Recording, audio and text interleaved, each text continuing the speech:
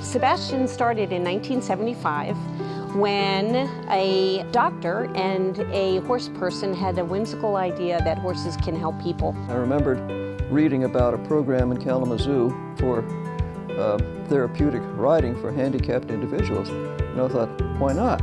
Word of their success was starting to spread. A physical therapist from Penhurst got word of it, and he started bringing students to Kencrest for equine therapy. Well, the main goal of Sebastian when we started was, first of all, for these special needs children to have fun. Something they could do that was normal, and that they could have fun in the same manner that other children have fun.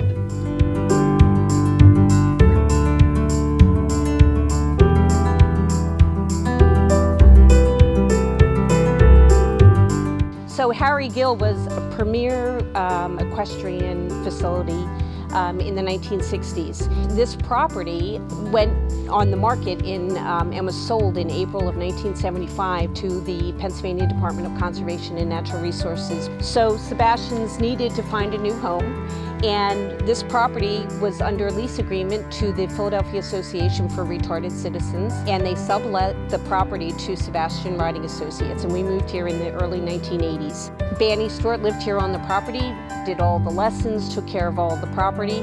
We were pretty much a everybody does everything kind of an organization. Funding came from donations and from fees for the lessons, but also some community fundraising. And the 4-H Club gave us a ham supper so that we could pay the blacksmith, because otherwise we didn't have enough money at that particular point. One of the fundraising ideas was a ride-a-thon. People would come out and we'd go and clean out those trails and mark the trails so that we could have this ride-a-thon. And from the start, it was a booming success. Yeah, that was big. We had the advantage of some very, very good people. Yes, we did. Who came to our rescue. People that believed in what we were doing.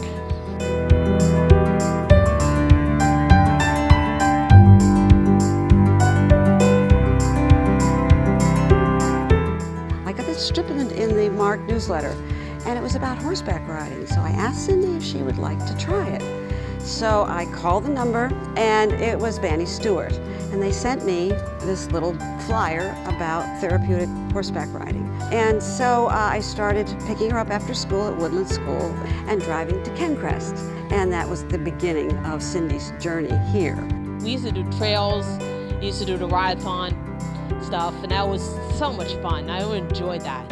Go up the hill and you lean forward and go up the hill. When you go down, you lean back a little bit on the horse. She was comfortable in this saddle, and she could chat away. My thoughts when Cindy first started here and learning dressage is, how can this child with this disability, do more than one instruction? How can you tell her to do all of these different things? She'll never be able to do that. Darn it, she did. There were more abilities than disabilities. I think that's the joy, what I find in people of Cindy's abilities, that, my gosh, don't ever underestimate them.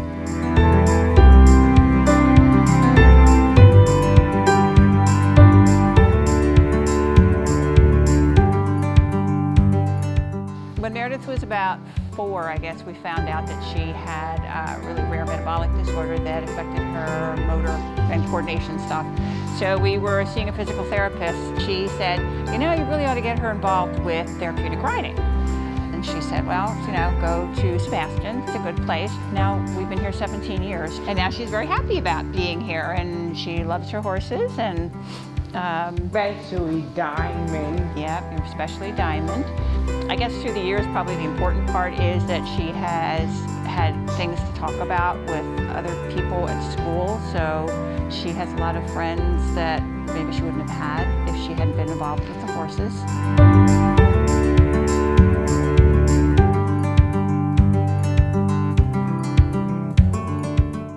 Most recently, we have executed a pilot study for children with post-traumatic stress disorder, which is our Riding Free program. The preliminary results of the study were all very favorable in reducing PTSD symptoms. It is just a marvel to me that it's going and doing all these wonderful things and all these different types of programs you have. If we had any kind of an idea of the impact. No, absolutely.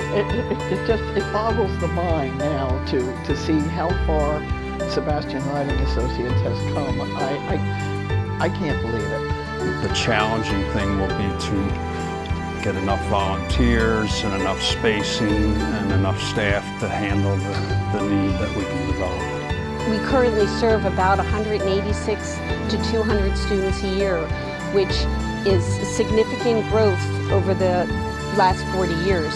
And to ensure our future, we need to continue that growth. The biggest challenge that we have had in the past and probably have in the future will be raising money to continue the service. Anything you can do to assist us in that goal, whether it be volunteering, donating money, whatever it might be, that perpetuates our program. I hope it goes for another 40 or 50 years. 40 years, let's go. Absolutely.